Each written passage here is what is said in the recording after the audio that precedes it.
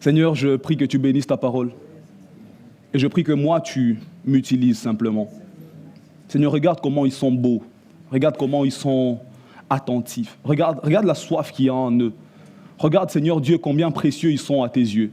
Regarde la valeur qu'ils ont, au point que tu as donné ton Fils unique pour eux. Seigneur, la question que je me pose, c'est que qui suis-je pour leur parler de ta part? Avec toute la valeur qu'ils représentent pour toi, qui suis-je? Seigneur, je ne suis rien. Insignifiant je suis. Pécheur sauvé par grâce, tout comme eux. Voilà qui je suis. Je prie que tu m'utilises ce matin. Saint-Esprit, si tu ne prêches pas, je ne le ferai pas. Parce que je n'ai pas à dire à ton peuple. Je ne sais même pas ce qu'il a envie d'entendre. Je ne sais même pas ce qu'il est disposé à entendre. Alors prends le relais à partir de maintenant. Je prie que tu disposes les cœurs, que tu ouvres leur cœur afin que le cœur comprenne la parole et que ce que tu as prévu ce matin atteigne sa cible pour ta gloire et pour le bien de tous. Amen. Waouh! Waouh! Vous savez, notre Dieu est merveilleux. Vous le savez, non? Mais l'amen là, il n'encourage pas. Je ne sais pas si c'est l'amen des gens qui savent que Dieu est merveilleux ou qui attendent de voir s'il est merveilleux ou pas. Mais Dieu est merveilleux. Amen. Dieu est vraiment merveilleux. Vous savez, quand vous lisez la parole de Dieu, et même quand dans l'expérience avec Dieu tous les jours, on se rend compte que Dieu s'occupe des foules parfois. Il voit toute une foule, il a compassion et il s'occupe de la foule en même temps. Il a multiplié de pain, par exemple, Jésus, vous le savez, pour nourrir toute la foule. Mais ce qu'il y a de particulier avec lui, c'est que parfois, il abandonne toute la foule pour s'occuper d'une personne. On l'a vu dimanche dernier, d'ailleurs, avec le fou des Gadara. La Bible dit Jésus a abandonné, il a traversé. Mais quand vous voyez, tout ce qu'il a fait de l'autre côté, c'est délivrer les fous des Gadara, l'envoyer prêcher dans la Décapole, et puis on l'a renvoyé. Il a repris la même barque pour retourner. Il a laissé tout ce qu'il faisait pour une seule personne. Et ce matin, il est possible que je ne sois pas en train de parler à tout le monde. Il est possible que je ne parle qu'à une personne. Parce que celui qui m'a envoyé ce matin, c'est le Dieu de la seconde chance. C'est le Dieu de la seconde chance. C'est le Dieu qui sait que par moment, tu peux gaspiller l'opportunité qu'il t'a donnée, mais il revient quand même t'en donner une seconde. C'est celui-là que je viens prêcher, c'est celui-là qui m'a envoyé. Vous savez, quand Dieu pardonne, il oublie, il passe à autre chose. Il n'est pas comme nous. Vous savez, parfois, les mamans, pardon. Vous savez, parfois, vous êtes bien à la maison et puis elle se réveille et dit « Je n'oublie pas ce que tu avais fait en 1993, le 12 avril à 7h14. » Tu dis « Mais tu avais déjà pardonné ?» Elle dit « Oui, mais j'y pense et ça fait mal. » Dieu n'est pas comme ça. Dieu, quand il a pardonné, il oublie. Il passe à autre chose. Et vous savez, quand tu es perdu, Dieu ne va pas te ramener d'abord au point de départ pour reprendre le même trajet. Non, c'est exactement là où tu es qu'il recalcule le nouvel itinéraire pour atteindre l'endroit qu'il avait promis, la terre promise. C'est ça que notre Dieu fait. Et ce matin, comme je le disais, nous allons nous intéresser à la vie de quelqu'un à qui Dieu a donné plus d'une chance. Il a eu plus d'une chance. Mais avant de voir cette personne, j'aimerais dire, comme je le disais tout à l'heure, qu'il est possible que je ne parle pas à tout le monde. Il est possible que je ne parle pas à tout le monde ce matin. Mais la première catégorie de ceux à qui je vais m'adresser, ce sont ceux qui ont besoin d'une première chance. Ils n'en ont jamais eu. Ils n'ont jamais pu venir à Jésus parce qu'ils pensent qu'ils ne sont pas dignes. Ils pensent qu'ils sont trop pécheurs pour s'approcher de Jésus. Et à ceux-là, ce matin, Jésus m'a envoyé dire « Viens tel que tu es ». Une deuxième catégorie à laquelle je vais m'adresser aujourd'hui, c'est la catégorie de ceux qui ont bousillé la première chance. Ils ont déjà connu le Seigneur. Ils marchaient avec le Seigneur. Et puis à un moment, pour des raisons que je ne connais pas, que peut-être même lui ne connaît pas, il a abandonné et il a commencé à s'enfoncer progressivement. Et puis il ne sait même pas comment revenir. Il se dit, je suis trop sale, trop impur pour revenir à Jésus. Mais ce matin, Jésus m'envoie te dire aussi, reviens tel que tu es. Quand je préparais, j'étais sur le point de m'arrêter là, mais il m'a dit, il y a une troisième catégorie. Il y a une troisième catégorie de ceux-là qui sont bien, qui sont en bonne relation avec Jésus, qui sont en bon terme. Ils n'ont pas bousillé la chance, ou alors quand ils ont bousillé là où les premières chances, ils ont su se relever et ils avancent quand même. À ceux-là, Jésus m'a envoyé dire, n'arrête pas de progresser. Amen. Alors, vous l'aurez compris, mon thème ce matin, c'est « Reviens tel que tu es ». Reviens tel que tu es. Soit tu viens pour la première fois, soit tu reviens mais tel que tu es. Ça vous intéresse? On peut en parler ou... On peut en parler? Amen. Non, j'aime que vous soyez d'accord. On va lire la parole de Dieu, on va aller dans Luc, chapitre 5, du 1er au 11e verset. Mais le verset qui nous intéresse vraiment, c'est le 8e et le 11e. Je prends juste du premier pour qu'on comprenne le contexte. Vous y êtes? On n'a même plus le réflexe de chercher la Bible, on sait que ça va être projeté. Ah, Seigneur, Seigneur. On va lire. Comme Jésus se trouvait auprès du lac de Génézareth et que la foule se pressait autour de lui pour entendre la parole de Dieu, il vit au bord du lac deux barques, d'où les pêcheurs étaient descendus pour laver leurs filets. Il monta dans l'une de ces barques qui était à Simon, retenez le nom à Simon, et il le pria de s'éloigner un peu de terre. Puis il s'assit et de la barque il enseignait la foule. Lorsqu'il eut cessé de parler, il dit à Simon, avance en pleine eau. Dans d'autres versions, on dit avance en eau profonde et jetez vos filets pour pêcher. Il parle à Simon et puis il dit jetez vos filets. Donc Simon, toi le leader, tu avances avec eux et quand vous arriverez, jetez vos filets pour pêcher. Simon lui répondit, maître, nous avons travaillé toute la nuit sans rien prendre, mais sur ta parole. Il dit, Seigneur, ce que tu dis là, je ne comprends pas, c'est improbable, ça ne veut rien dire, ça n'a pas de sens. Mais sur ta parole, parce que tu l'as dit, je jetterai le filet. L'ayant jeté, ils prirent une grande quantité de poissons et leur filet se rompait. Ils firent signe à leurs compagnons qui étaient dans l'autre barque de venir les aider.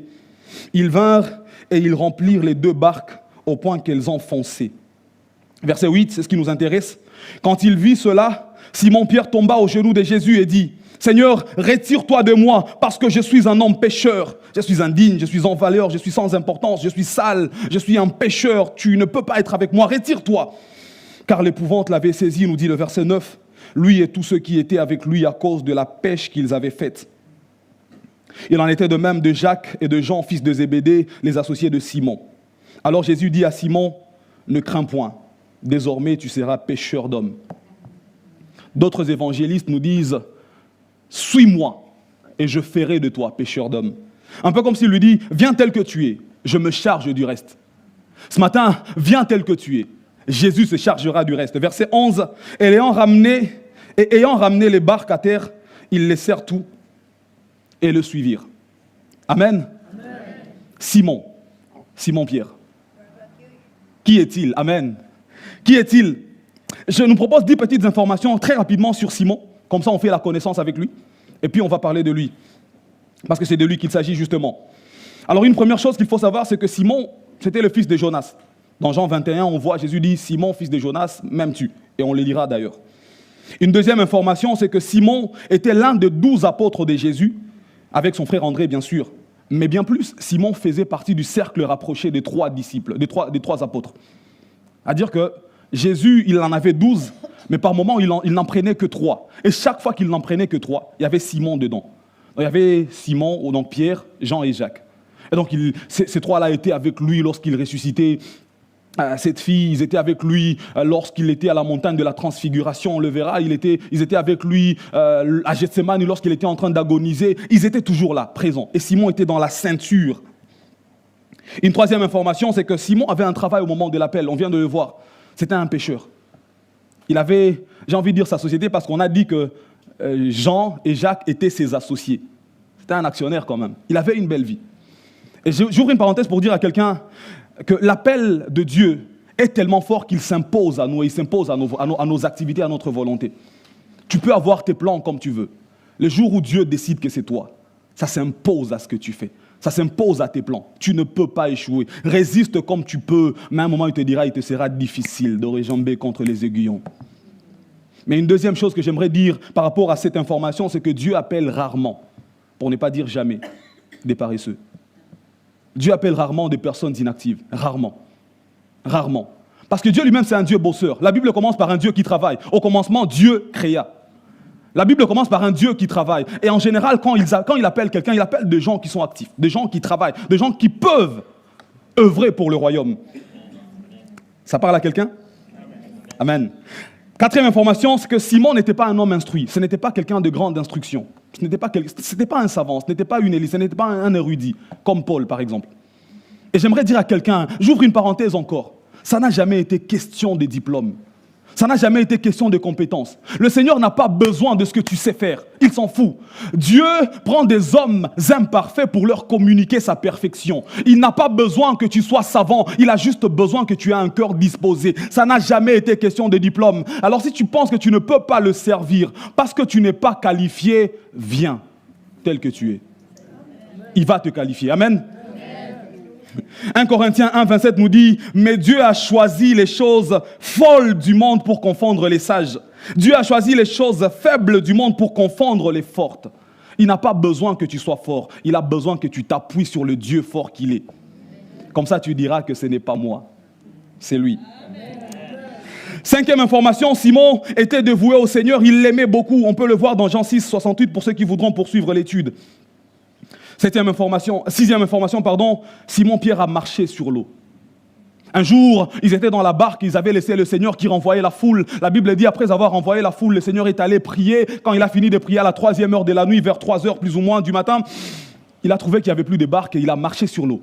Et les disciples ont pensé que c'était un fantôme.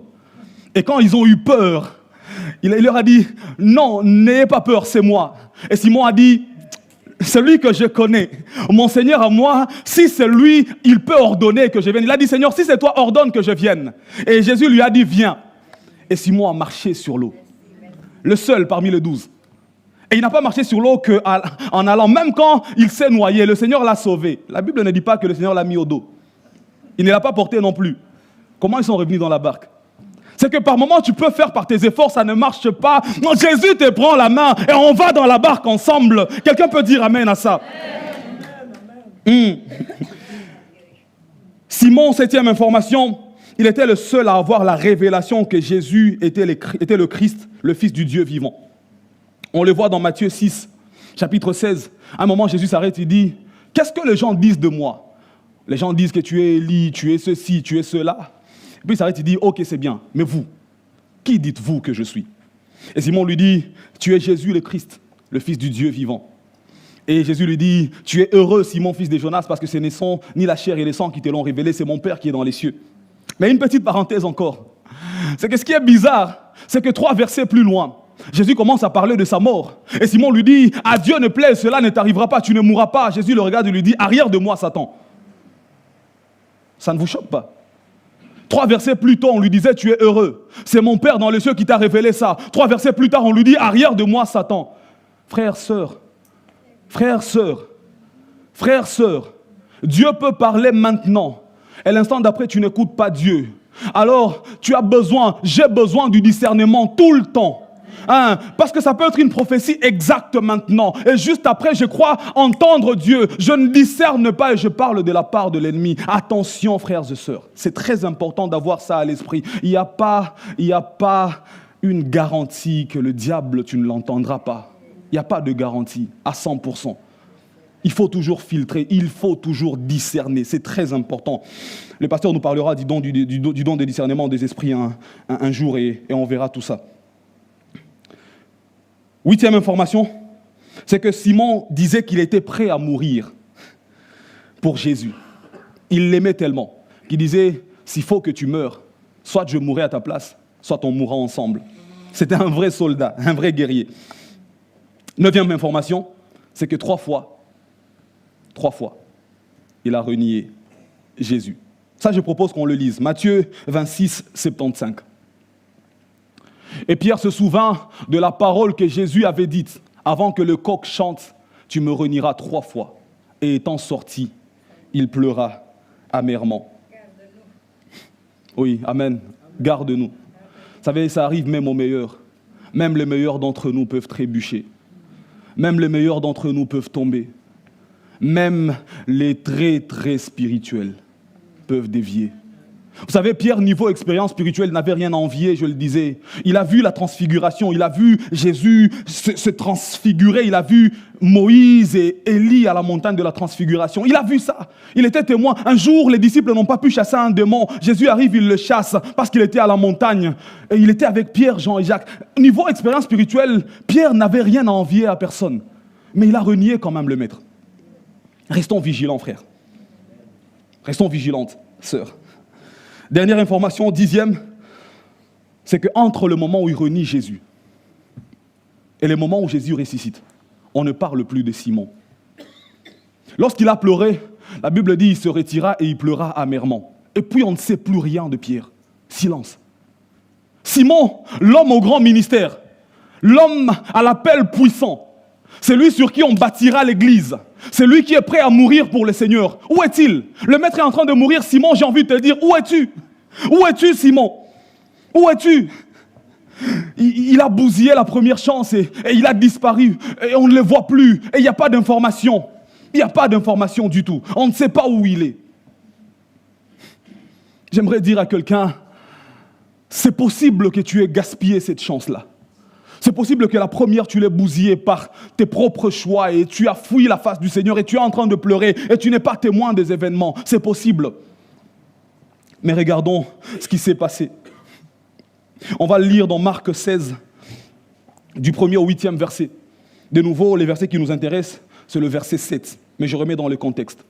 Jésus, donc Simon l'a renié, on l'a emmené chez Pilate et puis chez Hérode et puis finalement on l'a condamné, on l'a crucifié, il est mort.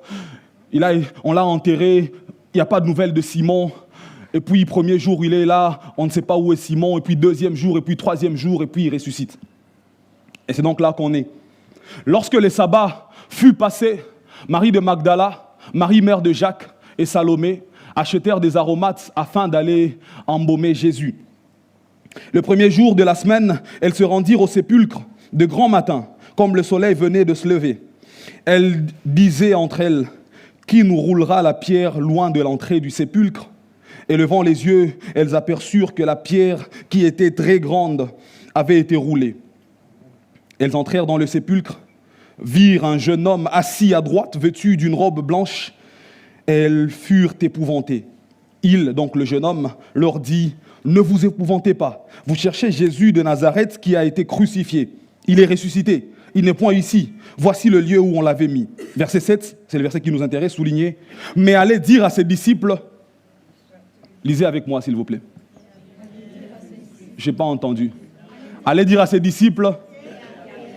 Et à qui?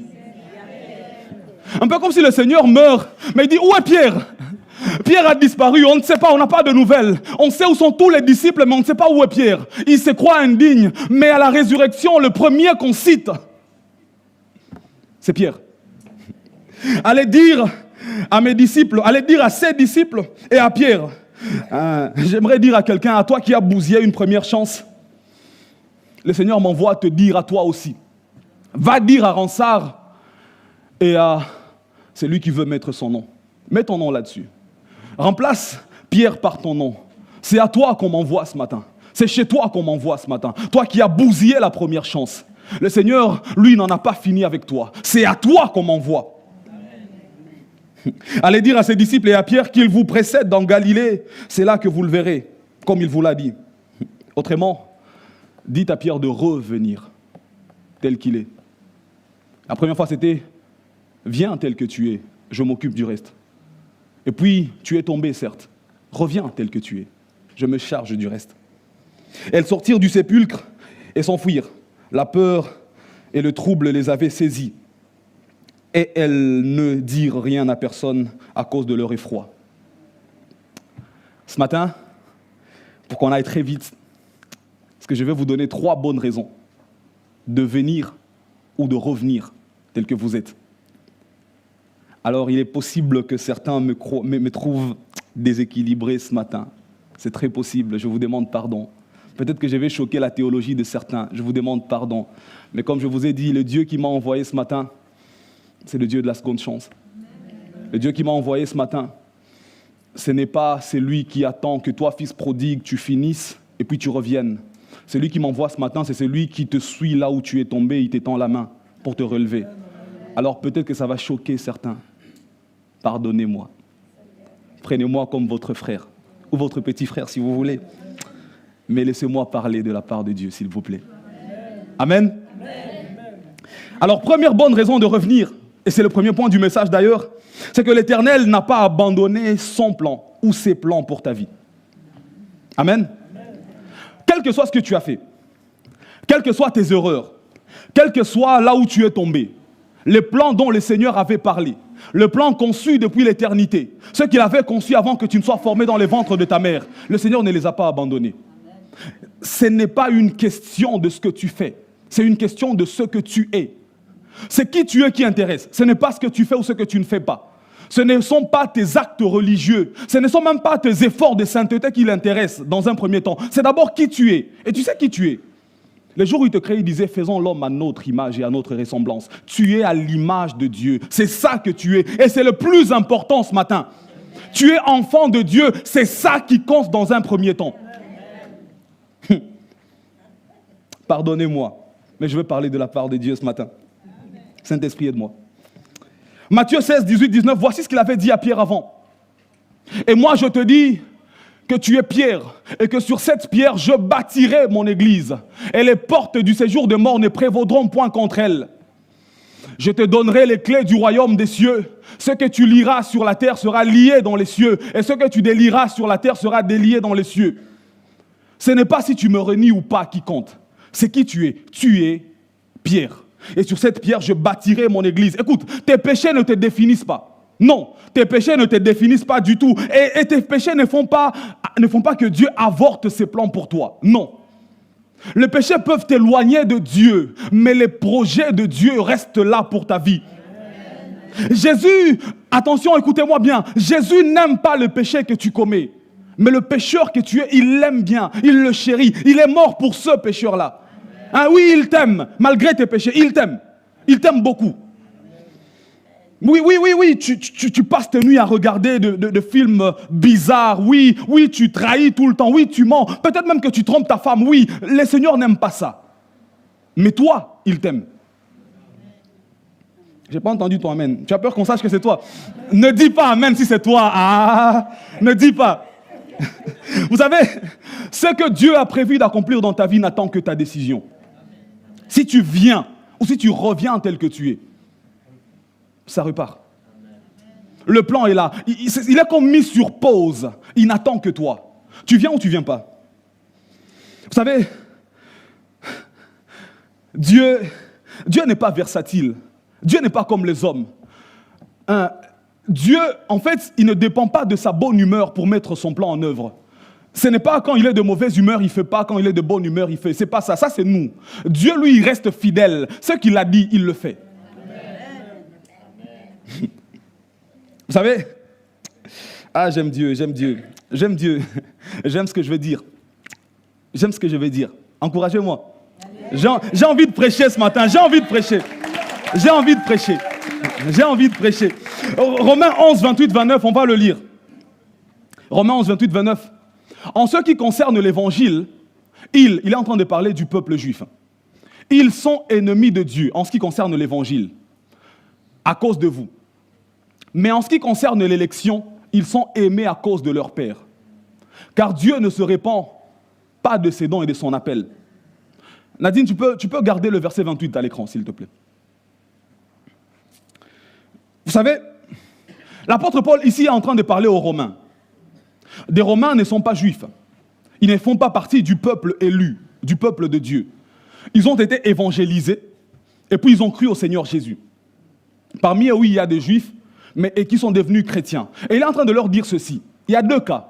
Il dit, en ce qui concerne l'évangile, en ce qui concerne le fait de croire en Jésus pour être sauvé, les juifs sont ennemis de Dieu à cause de vous qui avez cru. Parce que les juifs, eux, ont refusé Jésus. La Bible dit, il est venu chez les siens et les siens ne l'ont point reçu. Mais à tous ceux qui l'ont reçu, à tous ceux qui croient en son nom, il leur a donné le pouvoir de devenir enfants de Dieu, n'est-ce pas?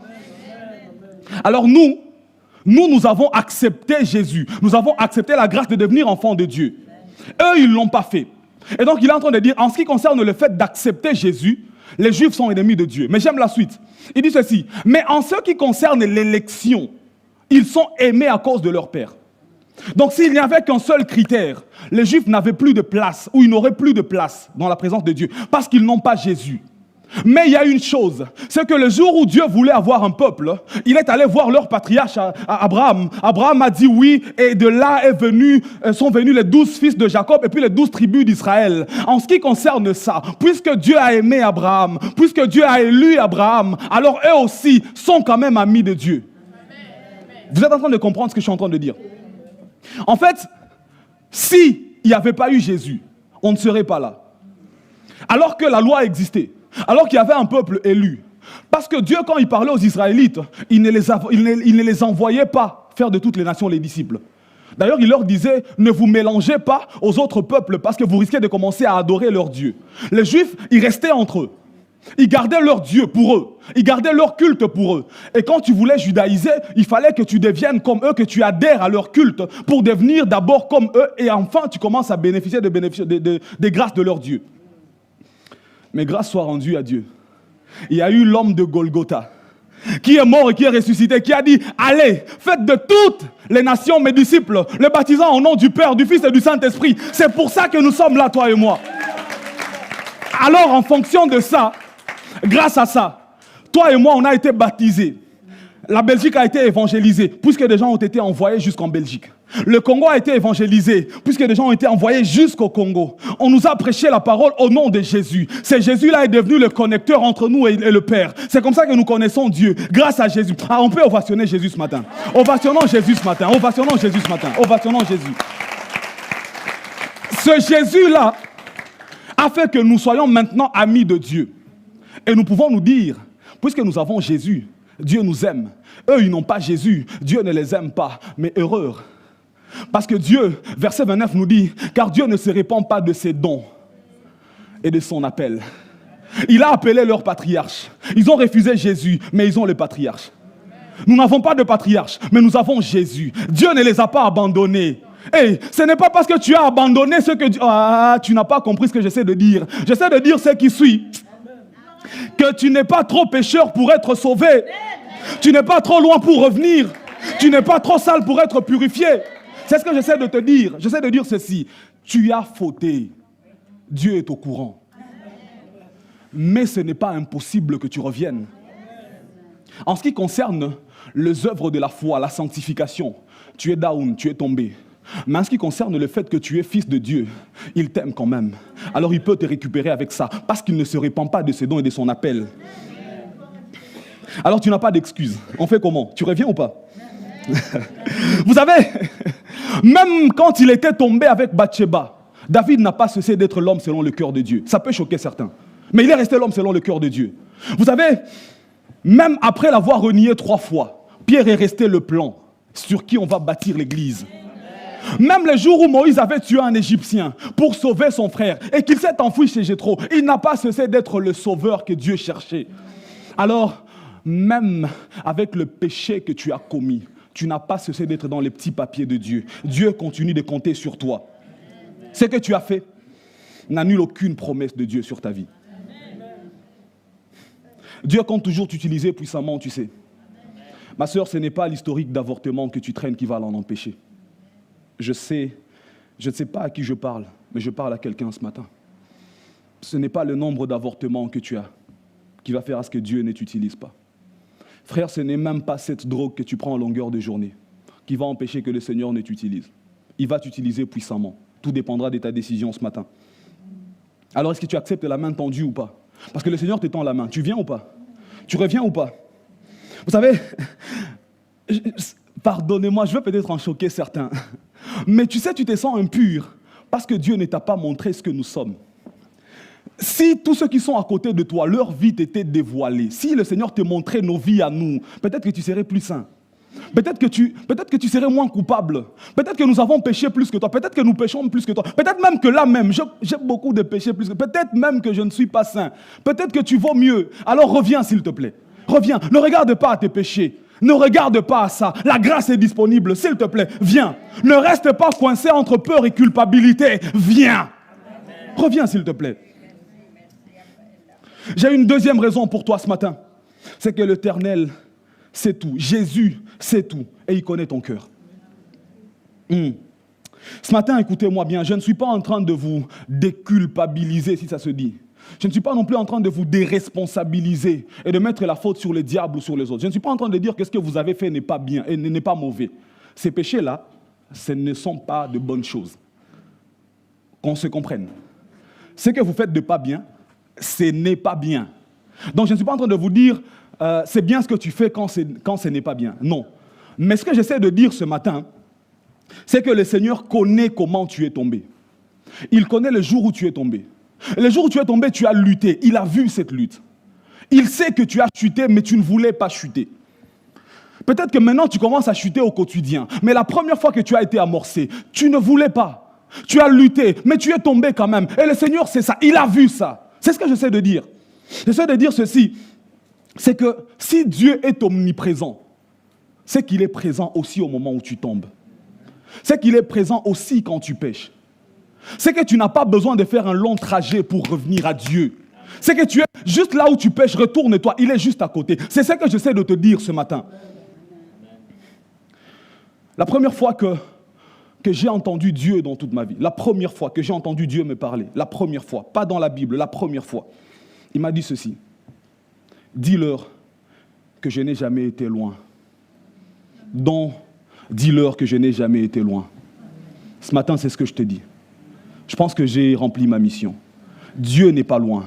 Ce n'est pas comme si quand tu pêches, il s'enfuit. Et puis quand tu as fini, il revient. S'il est omniprésent, il est là. Alors, tu n'as même pas besoin de revenir à l'église. Là où même tu pêches, retourne-toi. Il est juste à côté. Il m'a dit qu'il n'est jamais loin. Il est ici même. Donc tu peux en finir maintenant. Tu peux dire, Seigneur, là tout de suite, dans ton cœur, il est là. Tu dis, Seigneur, on repart à zéro. Tu peux le faire maintenant. Tu peux le faire maintenant. Vous savez, le Seigneur sait tout. Il sait tellement tout qu'avant que Pierre ne tombe, il lui en avait parlé. On peut le lire. Luc 22, 31, 34.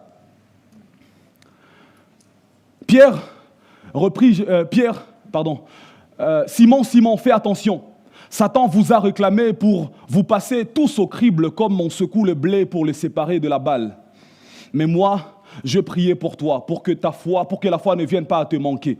Et toi, le jour où tu seras revenu à moi, fortifie tes frères. Seigneur lui dit, Simon, je suis prêt, s'il le faut, à aller en prison avec toi, ou même à mourir. Pierre reprit Jésus, je te l'assure, aujourd'hui même, avant que le coq ne chante, tu auras par 3 fois nié de me connaître. Si Jésus n'avait pas parlé à Simon de cette sorte, on n'aurait pas su que c'est dans le cadre d'un combat spirituel que Simon avait chuté. On n'aurait pas su. Je ne sais pas si vous vous en rendez compte. En fait, avant que Simon ne rénie Jésus, Satan est allé réclamer les disciples pour les cribler. Et Jésus a dit, moi j'ai prié pour toi. Pas pour que tu ne tombes pas, mais pour que tu ne manques pas la foi. Donc le jour où tu seras tombé, j'ai prié pour que tu finisses par te relever. Et quand tu te relèveras, toi aussi affermis tes frères. Alors, nous quand on lit, on pense qu'il est seulement tombé, il n'aimait pas Dieu. Quand on voit ta vie, on pense que tu tombes parce que tu n'aimes pas Dieu. On n'est pas conscient du combat spirituel qu'il y a sur ta vie. On n'est pas conscient du degré de réclamation qu'il y a sur ta vie. On ne sait pas à quel point le diable te réclame. On ne sait même pas les prières que Jésus fait pour toi. Mais je sais qu'il en a fait une pour toi. C'est que malgré le nombre de fois où tu es tombé, relève-toi et viens. Arrêtons de culpabiliser les gens. On ne connaît pas leurs histoires. Peut-être qu'à leur place, on tomberait de la même manière. Arrêtons de culpabiliser les gens. On ne sait pas comment ils tombent. On ne connaît pas combien ils luttent. On ne sait pas combien c'est compliqué pour eux. C'est déjà difficile comme ça. Le Dieu que nous servons, c'est un Dieu d'amour. Et il les aime autant qu'il nous aime. Enfin, je me mets où? Il nous aime autant qu'il vous aime. Écoutez, si c'était le cas de Pierre qu'on l'a réclamé, c'est que c'est possible aussi que ce soit ton cas. Toi qui es tombé. Et la bonne nouvelle, c'est que le Seigneur sait. Ce n'est pas parce que tu es tombé que tu es spirituellement faible ou... Non, écoute, tu ne connais pas le degré du combat spirituel qu'il y a là. Oui, ça arrive qu'on n'ait pas conscience qu'on est dans un combat. Ça arrive. Il a dit à Simon, il a dit, veillez et priez afin que vous ne tombiez pas dans la tentation. L'esprit est disposé, mais la chair est faible. Mais Simon s'est assoupi, il s'est endormi. C'est possible que tu aies manqué de prier. Mais aujourd'hui, il a dit, va dire à mes disciples et à... Mets ton nom. Va dire à mes disciples et à... J'ai pas entendu. Va dire à mes disciples et à... Que même s'il est tombé par sa propre faute, je suis là, je viens le relever, je viens le répandre, qu'il m'attende de l'autre côté. Mais j'aimerais mettre une parenthèse, parce que j'ai dit qu'aujourd'hui, on m'a envoyé parler à 3 catégories. La 3e catégorie, vous qui êtes debout, vous qui n'êtes pas tombés, vous qui priez pour nous pauvres pécheurs, j'aimerais quand même vous dire une chose. C'est que celui qui croit qu'il est tellement fort qu'il ne peut pas tomber, a déjà commencé sa chute. Si vous croyez que vous êtes tellement fort que ça ne vous arrivera pas, vous tomberez. Ça arrive même au meilleur de tomber. À partir du moment où vous pensez que vous êtes inébranlable, vous êtes super homme, vous êtes spirituel, vous avez amorcé votre chute. Vous allez tomber parce que vous baissez la garde et vous devenez vulnérable. C'est ce qui est arrivé à Pierre. Pierre, moi l'appelé, moi sur qui on est en train de bâtir l'église, moi je ne peux pas te renier. Moi je mourrai avec toi. Moi, écoute, frère, sois humble. Sois humble. Tiens fermement, sois humble, parce que Dieu peut permettre que tu tombes uniquement pour te ramener dans l'humilité. Sois humble. Sois humble. C'est arrivé même au meilleur de tomber. La Bible dit que celui qui croit être debout prenne garde de ne pas tomber. Hein? La Bible dit ceci. Ah, j'aime la Bible. Elle parle à tout le monde. Elle dit tiens fermement ce que tu tiens. On est dans l'Apocalypse. Pour qu'on ne vienne pas te le ravir. Hein? Si tu tiens une sanctification, tiens-la fermement. Ne pense pas que tu es à l'abri. Écoute, on ne peut pas vaincre définitivement le péché. On est continuellement dans la lutte contre le péché. Le jour où tu penses que tu as vaincu le péché, tu tombes. Hein? Et j'aimerais dire au papa, pardonnez-moi, mais je vais quand même parler au papa. C'est qu'en matière de tentation sexuelle, papa, frère, il n'y a pas d'homme fort. Il n'y a que des hommes prudents. Il n'y a pas de hommes forts. Arrêtez de dire, moi je vais aller dans cette maison avec cette sœur, je ne vais pas tomber. En esprit, en vérité, tu tomberas. Il n'y a que des hommes prudents, n'y va pas. Dieu, Jésus que tu as en toi, il sait qu'il est tellement fort, parce que c'est ce qu'on s'est dit, moi j'ai un Dieu fort, je ne peux pas tomber. Oui, le Dieu fort que tu as, il a dit ceci. Quand il s'agissait du diable, il t'a dit, résiste au diable, il fuira loin de toi. Le jour où il s'agissait de l'impudicité, t'a dit, j'ai pas entendu. Hein? Tu as un Dieu puissant, n'est-ce pas? Le Dieu puissant te dit, fuis l'impudicité. Maintenant, toi, tu dis, moi, j'ai un Dieu puissant, je ne vais pas tomber. Hey! En esprit, en vérité, tu tomberas.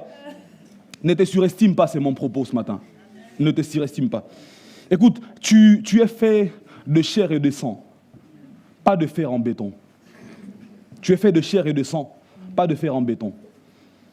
Reste debout. N'arrête pas de progresser. C'était une parenthèse que j'ai adressée à ceux qui sont debout. Parce que Pierre était sincère quand il disait « je ne te renierai pas ». Il était sincère, il ne mentait pas. Ce n'était pas une prétention. Il était convaincu qu'il pouvait tenir et suivre Jésus jusqu'à la fin. Il en était convaincu. Mais progressivement, il est tombé. Toi aussi, les jours où tu es tombé pour la première fois, peut-être que tu pensais que tu étais fort. Moi, la drogue, non, je ne peux pas toucher. Les amis peuvent fumer la première nuit. La première soirée, ils ont fumé, tu n'as pas fumé. La deuxième soirée, ils ont bu, tu n'as pas bu. La troisième soirée. Je ne sais pas ce qui s'est passé. Toi-même, tu ne sais pas ce qui s'est passé. Mais tu avais les joints sur ta bouche. Et tu es tombé ce jour-là.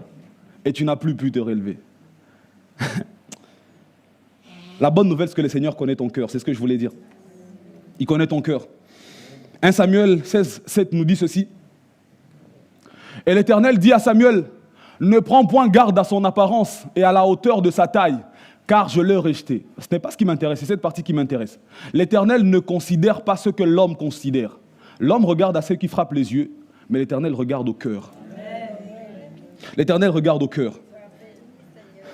Un psalmiste de mon pays, Papa Alain Moloto, qu'on l'appelait, disait ceci dans une de ses chansons, il dit « Là où l'homme qui ne peut voir le cœur condamne, toi qui habites dans nos cœurs, tu compatis. » Nous ne savons pas comment tu es tombé, nous te condamnons.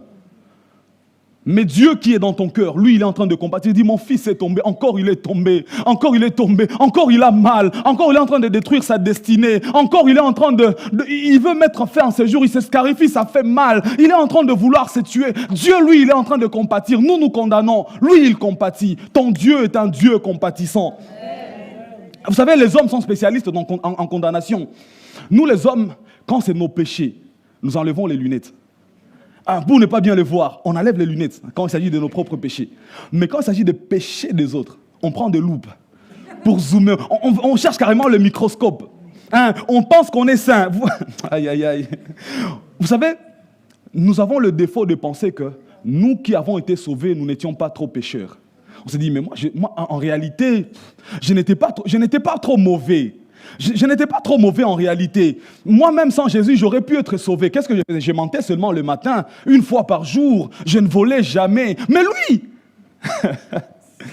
aïe, aïe, aïe. Celui à qui on pardonne peu, aimera peu. Celui à qui on pardonne beaucoup, aimera beaucoup. Amen. On est tous pécheurs. On l'est vraiment.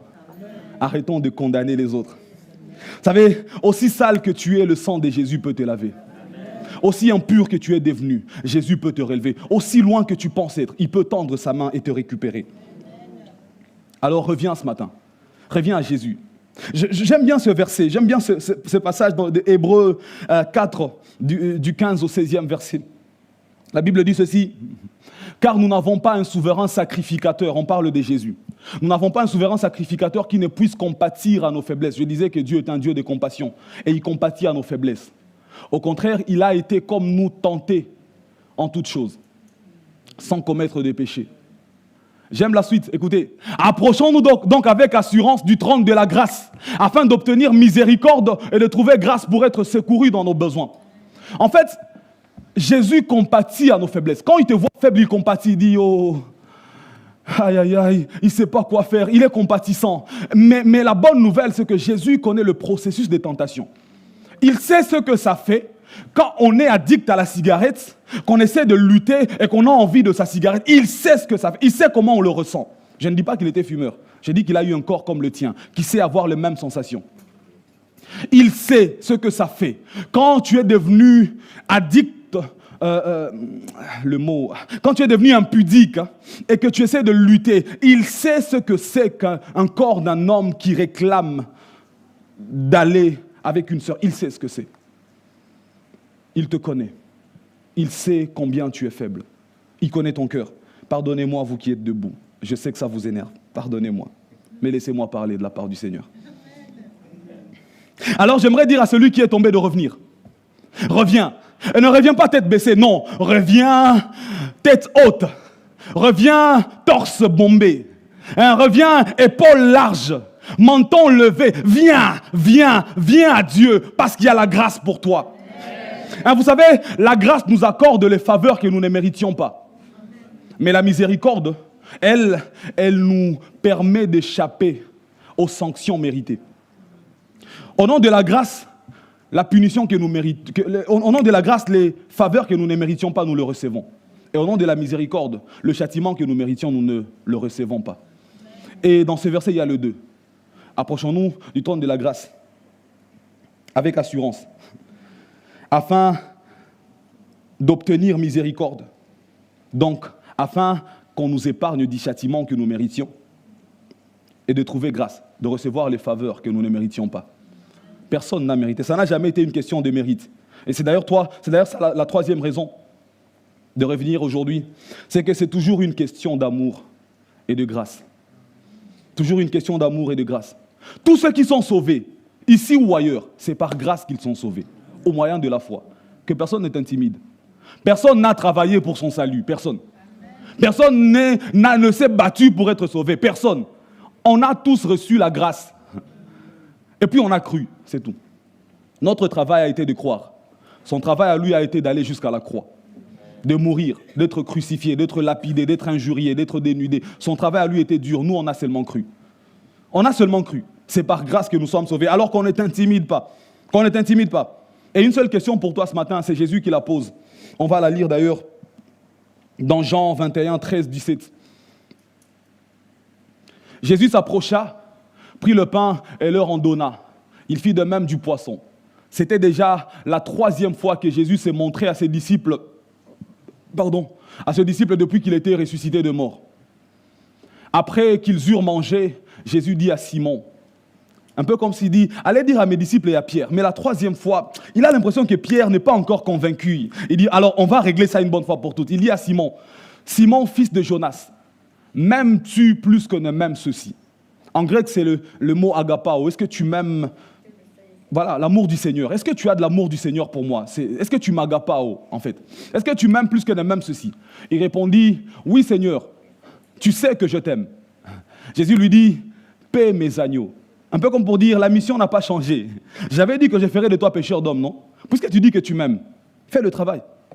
Il n'y a même pas je te pardonne. Non, tu m'aimes, non? C'est une question d'amour. Tu m'aimes, fais le travail. C'est bon. Si tu m'aimes, c'est bon. Ah, Jésus est bon. Jésus est merveilleux. Il lui dit une seconde fois, Simon, fils de Jonas, m'aimes-tu? Toujours agapao. Pierre lui répondit, oui Seigneur, tu sais que je t'aime. Jésus lui dit, paie mes brebis. Tu m'aimes, c'est bon. Continue le boulot. Troisième fois, il lui dit, pour une troisième fois, Simon, fils de Jonas, même tu, là, il a changé. Il ne dit plus agapao, il dit philéo en grec. Philéo, c'est l'amour fraternel, l'amour qu'on a l'amour qu'on a dans une famille, entre frères et sœurs. Est-ce que tu m'aimes comme ton propre frère? Est-ce que tu m'aimes comme si j'étais de ton propre sang? Simon, fils de Jonas, est-ce que tu m'aimes à ce degré-là? Pierre fut attristé de ce qu'il lui avait dit pour la troisième fois. M'aimes-tu? Il lui répondit, Seigneur, tu sais toutes choses. Tu sais que je t'aime. Jésus lui dit, paie mes brebis. Il a renié 3 fois. 3 fois, on lui a demandé s'il aimait. Un peu comme si tu as renié une fois, si tu m'aimes une fois, c'est bon. J'aimerais dire à quelqu'un ce matin, c'est que le nombre de tes chutes n'intéresse pas Jésus. C'est le degré auquel tu l'aimes qui l'intéresse. Il n'y a même pas de confession. Il n'y a même pas, tu es pardonné. Non, même tu, oui. Viens, on continue le boulot. Et ce matin, il te dit à toi, moi je t'aime. Est-ce que toi tu m'aimes aussi? C'est soit moi aussi, soit moi non plus. Quelle est ta réponse? Est-ce que tu l'aimes? Quel que soit où tu es tombé, est-ce que tu aimes Dieu? Il dit, je sais que tu m'as renié, je sais que tu m'as trahi, je sais que tu pèches au quotidien, je sais qu'au travail tu triches, je sais qu'au niveau impôt c'est pas top, je sais que tu mens, même quand tu as envie de dire la vérité c'est le mensonge qui sort, je sais que tu calomnies, tu critiques, je sais que tu pèches à longueur de journée. Ok, je suis au courant. Je suis au courant. Est-ce que tu m'aimes? Est-ce que tu aimes Jésus? C'est la seule question ce matin. C'est une question d'amour. Ça a toujours été une question d'amour. Parce que si tu l'aimes, il a une mission pour toi. Si tu l'aimes, il va tout faire concourir à ton bien. Il va tout faire concourir à ton bien. Moi j'aime Dieu. Est-ce que vous connaissez la mère du roi Salomon? La mère du roi Salomon, c'est Bathsheba en fait. Bathsheba, ce n'était pas la femme de David au départ. C'était la femme d'Uri. David est tombé avec la femme d'Uri. Il a fait tuer Uri. Ils ont eu un premier fils. Ce fils-là est mort. Mais du gâchis de David, Dieu a suscité un roi. De ce même gâchis, de cette même erreur. Parce qu'il dit, si tu me donnes tes erreurs, moi je peux en faire des mots pour écrire une histoire d'amour. Oui, de tes erreurs, Dieu va écrire une histoire d'amour. De tes faux pas, il va écrire une histoire de gloire. Oui, les mêmes choses que tu n'as pas bien faites.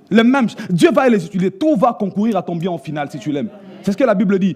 Tout concourt au bien de ceux qui aiment Dieu. C'est un tout inclusif. C'est-à-dire tout. Ce qui t'arrive en bien, ce qui t'arrive en mal, ce que tu fais en bien, ce que tu fais en mal. À partir du moment où tu réponds à l'amour, par l'amour, ça va concourir à ton bien. Est-ce que vous connaissez le grand auteur du Nouveau Testament, Paul? Il a persécuté l'Église. Le jour où il a répondu à l'amour par l'amour, on a pris le même bêtise, le même connaissance qu'il avait pour persécuter. On les a tout simplement changés. On a mis Jésus là-dedans. C'est devenu les prédicateurs. Il n'y a personne qui explique l'Ancien Testament dans le Nouveau Testament comme Paul. Parce qu'il en était érudit, il maîtrisait. De ces mêmes erreurs, Dieu va écrire une histoire de gloire. Reviens tel que tu es. Reviens tel que tu es. Vous savez, c'est la spécialité de Dieu de donner un sens à ceux qui en est dénués. Quand ça n'a pas de sens, donne ça à Dieu. Il va trouver un sens. Même quand toi, tu te sens insignifiant, tu n'as plus de valeur, viens tel que tu es. Ce qui va faire de toi va t'étonner, même toi. Vas-y, tu vas te regarder dans le miroir, tu vas dire, ça c'est moi ou c'est pas moi? On dirait, je ne savais pas que j'étais beau. Je ne savais pas que j'étais... je ne savais pas. Dieu est capable de faire ça avec toi. Reviens s'il te plaît, reviens. Vous savez, la seconde chance, celle dont on est en train de parler ce matin, est pour ceux qui répondent à l'appel de l'amour de Dieu, par l'amour de Dieu. Par l'amour, pardon. Je vais le redire. La seconde chance est pour ceux qui répondent à l'amour de Dieu, par l'amour. Une troisième fois? La seconde chance est pour ceux qui répondent à l'appel de l'amour de Dieu, par l'amour. Si tu ne l'aimes pas, il ne peut rien. Mais si tu l'aimes, il a un plan. Ce ne sont pas tes péchés qui vont l'en empêcher. Tes péchés ne vont pas le dissuader. Ah, j'aime bien la grâce. Je disais tout à l'heure, c'était une question d'amour et de grâce, n'est-ce pas? On a vu la question de l'amour. Voyons un peu la question de la grâce. Allons dans Romains 5, du 20 au 21e verset. Quant à la loi, elle est intervenue pour que le péché prolifère. D'autres versions disent pour que le péché abonde. Mais là où le péché a proliféré, là où le péché a abondé, la grâce a surabondé. Là où le péché a abondé, la grâce a surabondé. Pour que, comme le péché a régné par la mort, de même la grâce règne par la justice que Dieu accorde et qui aboutit à la vie éternelle par Jésus-Christ notre Seigneur. On ne va pas étudier le verset ce matin, mais je voulais juste te dire ceci. Là où le péché abonde, la grâce surabonde. Aussi profond que puisse être le gouffre dans lequel tu es tombé, la grâce de Dieu est capable non seulement de te ramener au niveau, à la surface, mais de t'élever. Hein? On va essayer de faire un peu de mathématiques. C'est un peu comme pour dire que, en fait, la mesure de grâce est toujours supérieure à la mesure de péché. Un peu comme pour dire que pour un péché, il existe deux grâces. Hein, là où quand tu fais un péché, un peu comme s'il y a deux grâces disponibles. Là où le péché abonde, la grâce surabonde. Là où le péché remplit, la grâce vient couvrir. Dieu, c'est un Dieu de grâce. C'est celui-là qui m'a envoyé ce matin. Amen. Tu as fait 3 péchés, il y a 6 grâces. 3 pour annuler, 3 pour couvrir. Amen. Mais attention, 3e catégorie. Vous qui êtes debout, vous qui êtes ferme, vous qui n'êtes pas tombé, vous qui devez continuer à progresser, attention, ne faites pas exprès de faire abonder le péché.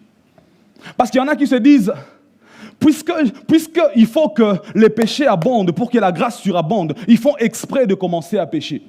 Un jour, j'ai été choqué. J'ai vu des gens qui disaient que lorsqu'ils vont faire un service prophétique profond, puissant, ils font exprès de péché. Et ils vont jusqu'à faire des pratiques homosexuelles, vous vous imaginez. Parce qu'ils se disent, ils vont être tellement répugnants aux yeux de Dieu que le péché va abonder. Et puisque le péché aura abondé, lorsqu'ils vont monter en chair, la grâce va surabonder, ils vont prophétiser. Ne faites pas ça.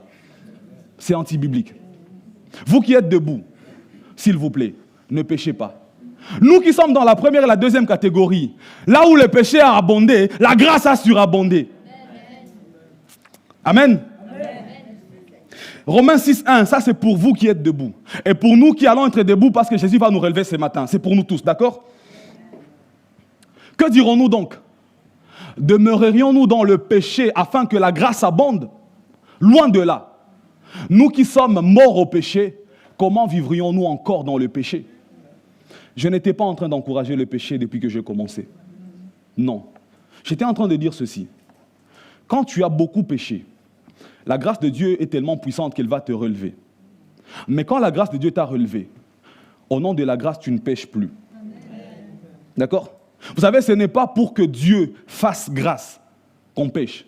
Non, mais c'est parce que Dieu a fait grâce qu'on ne pêche pas. Je ne sais pas si c'est clair.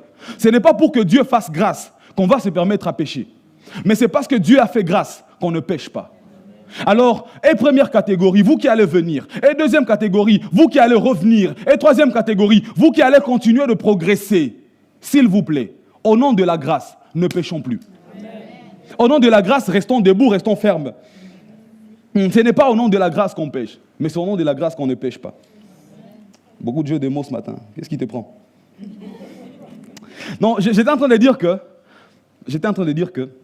quand le péché appelle ceux qui sont debout, ça sonne occupé, ça sonne indisponible. Parce que la grâce a érigé des barrières.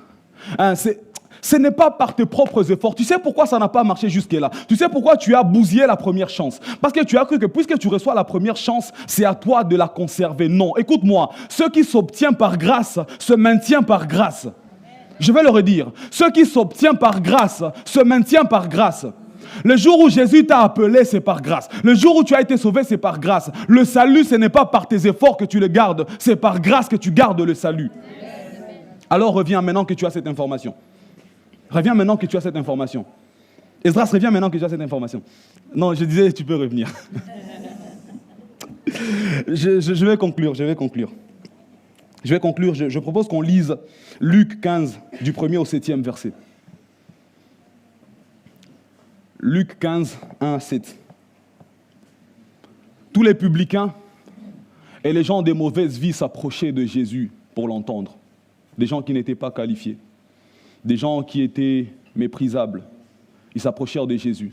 Et les pharisiens et les scribes murmuraient, les très très spirituels, ceux qui étaient debout, fermes, qui ne sont jamais tombés, murmuraient disant à Jésus, cet homme accueille des gens de mauvaise vie et mange avec eux. Mais il leur dit cette parabole. Oh, j'aime Jésus avec ses paraboles. Il dit ceci.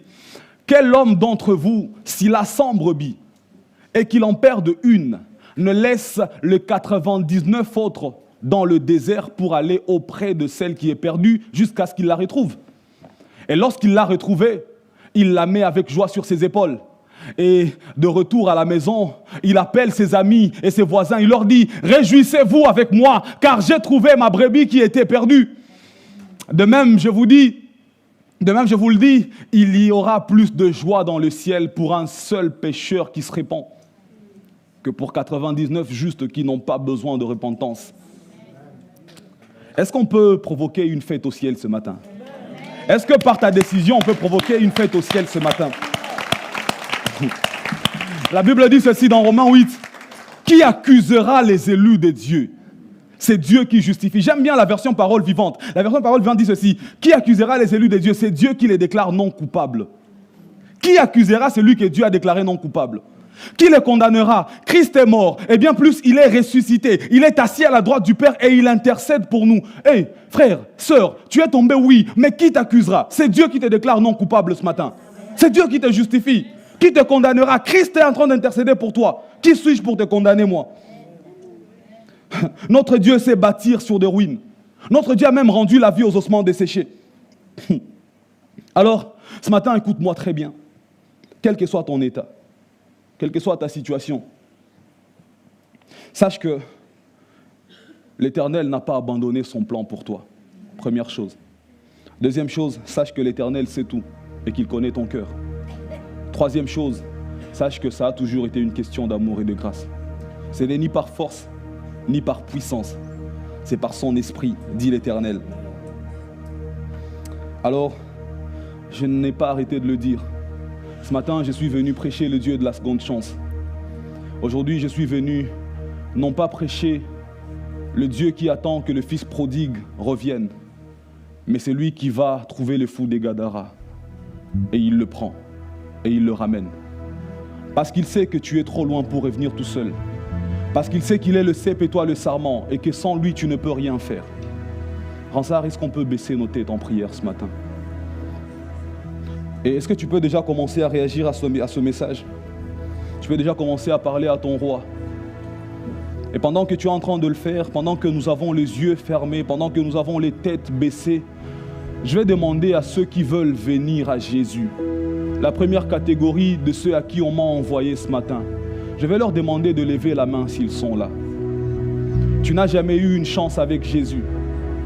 Tu n'as jamais eu une chance avec Jésus. Et aujourd'hui, tu te dis, je veux venir tel que je suis. Lève ta main, s'il te plaît, que je te voie. Et tout le monde a la tête baissée, tout le monde a les yeux fermés. Lève tes yeux si tu veux venir à Jésus pour la première fois. Je sais que je vais te mettre mal à l'aise, mais est-ce que tu peux te lever, s'il te plaît? Lève-toi où tu es. Tu ne vas pas bouger. Lève-toi où tu es. Si tu veux venir à Jésus, merci pour les mains qui se lèvent, mais est-ce que vous pouvez vous lever, s'il vous plaît?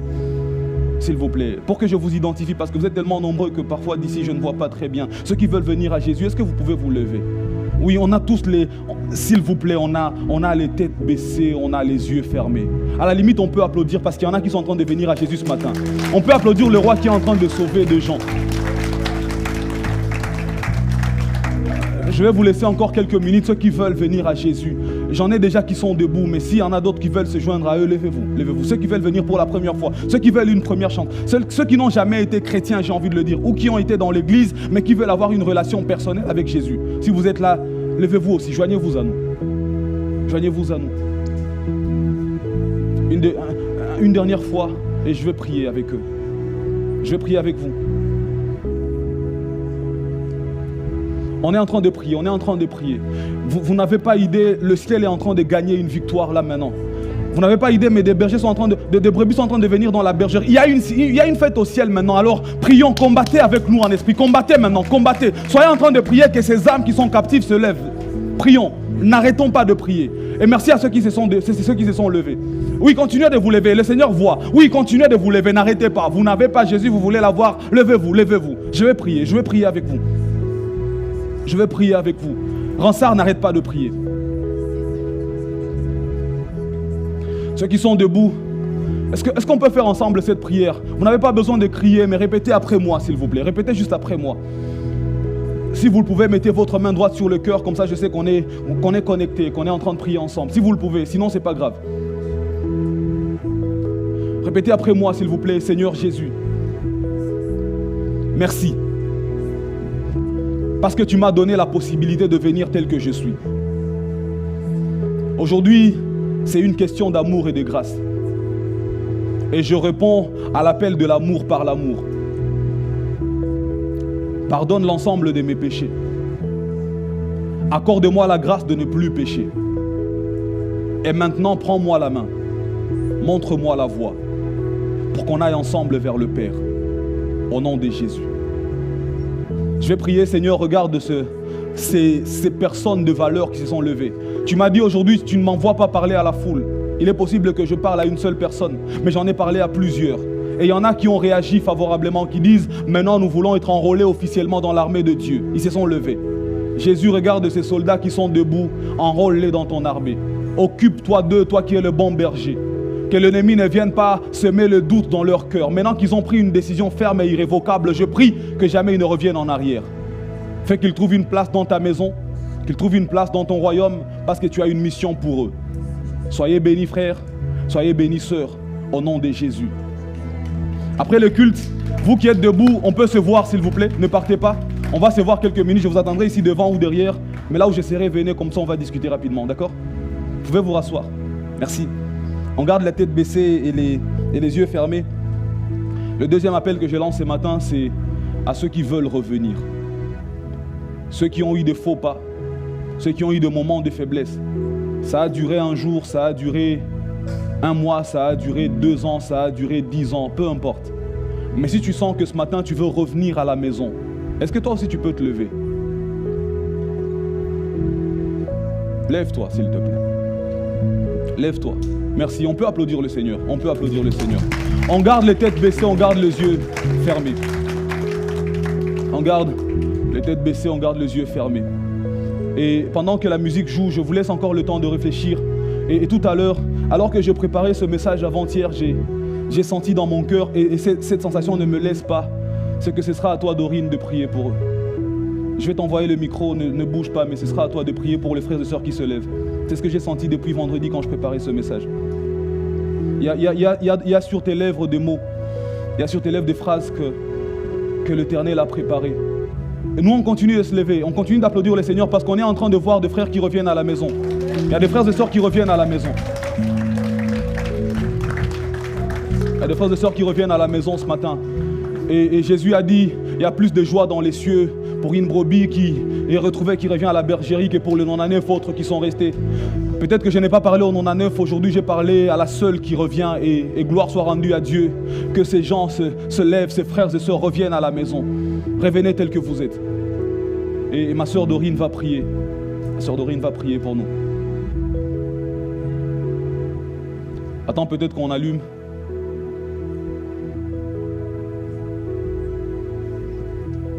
Vas-y. Gloire à toi, Seigneur. Tu es tellement bon, tu es tellement amour. Et ton amour, Seigneur, dépasse tout entendement. Et ce matin, tu vois chaque cœur ici présent. Et nos bien-aimés qui se sont levés, Seigneur. Et j'aimerais dire, on serait certainement tous debout. Parce que nous sommes au bénéfice de ta grâce jour après jour, Seigneur. Et on a tous besoin, Seigneur, de revenir à toi. Je te rends grâce, Seigneur, pour ce message et je prie que l'action du Saint-Esprit soit évidente et palpable dans la vie de nos bien-aimés qui se sont levés. Tu connais le combat, comme tu l'as dit ce matin. Tu vois les luttes et ce qui est merveilleux que nous avons entendu et je prie que cela soit scellé dans leur esprit, c'est que Jésus intercède. C'est que Jésus voit, Jésus comprend, Jésus compatit. Amen. Et que dans cet élan, Seigneur, toute forme de culpabilité tombe au nom de Jésus. Que dans cette révélation, Seigneur, toute forme d'apitoiement, de limitation que l'ennemi avait bâti autour de leur vie tombe au nom de Jésus. Que cette révélation concernant leur vie, toi qui as dit et rappelé ce matin, que Seigneur, ton appel, Seigneur, et tes dons sont sans repentance, Seigneur, qu'ils puissent répondre à l'appel par l'amour, Seigneur. Amen. Seigneur, je te les remets, Seigneur. Et avec mes bien-aimés ici, nous voulons vraiment nous lever en autorité contre tout ce qui combat leur vie. Seigneur, tu connais ces choses par le nom, mais nous savons que le sang de Jésus a vaincu toutes choses. Et nous les déclarons victorieux au-dessus de cela. Seigneur, nous te les recommandons. Seigneur, tu continues à veiller sur eux. Tu continues, Seigneur, à les encourager. Seigneur, je prie particulièrement pour une soif de toi. Amen. Seigneur, quand tu rencontrais quelqu'un qui venait à toi pour être guéri, pour recevoir un miracle, après tu disais va et ne pêche plus. Oh, yes, et dans cette courte phrase, Seigneur, il y avait la puissance pour ne plus pécher. Amen. Seigneur, je prie que cette puissance qui est agissante ici ce matin les accompagne, parce que ce ne sera pas par leur force, mais c'est par le Saint-Esprit qui est au milieu de nous ce matin. Seigneur, que ce qui va suivre, Seigneur, cette action de foi qu'ils ont posée, soit des témoignages, Seigneur, qui viendront rendre, et que par ces témoignages, d'autres encore soient encouragés. Car avec toi, Seigneur, il y a cette seconde chance. Amen. Avec toi, Seigneur, rien n'est impossible. Amen. Avec toi, Seigneur, il y a la restauration. Et c'est ce que nous vivons ce matin. Amen. À toi toute la gloire et merci, Père, pour ton cœur d'amour. Au nom puissant de Jésus. Amen. Amen. Est-ce qu'on peut acclamer le Seigneur? Est-ce qu'on peut acclamer le Seigneur? Merci, on peut se rasseoir, on peut se rasseoir, on peut se rasseoir. Le Seigneur est merveilleux. Waouh. La ligne qui suit dans mon PowerPoint, c'est Jean 8, 11. Va, moi non plus je ne te condamne, va et ne pêche plus. C'est ce que Dorine a dit. J'aime quand le Seigneur fait les choses. J'aime quand le Seigneur connecte les choses. Vous savez, cette dame, elle avait été attrapée en flagrant délit d'adultère et on voulait la lapider. Et puis Jésus a dit que celui qui n'a jamais péché lui jette la première pierre. Il s'est mis à dessiner. La Bible dit, de plus âgeux aux plus jeunes ont commencé à partir l'un après l'autre. Et la fille, cette dame s'est retrouvée seule face à Jésus. Et Jésus lui a dit, personne ne t'a condamné. Elle a dit, personne. Jésus lui a dit, moi non plus, je ne te condamne. Va et ne pêche plus. Ce matin, Jésus t'a dit, va et ne pêche plus. Alors une question, qui suis-je pour te condamner, toi, que Jésus n'a pas condamné? Qui suis-je, moi, pour te condamner, si Jésus a dit, lui non plus ne te condamne? Alors en ça, va et ne pêche plus. Amen. On peut se lever? On peut se lever pour finir ce culte, dans la louange, dans la célébration, dans la joie de retrouver deux frères, dans la joie d'avoir des frères dans la maison. Esdras, je ne sais pas ce que tu vas faire. Si tu veux nous faire danser, si tu veux nous faire taper dans les mains, c'est toi qui vois. Nous, en tout cas, on est heureux et on est très contents. Vous êtes avec moi? Je n'ai pas entendu l'amen. On finit dans la célébration? Vas-y. Et que Dieu vous bénisse abondamment.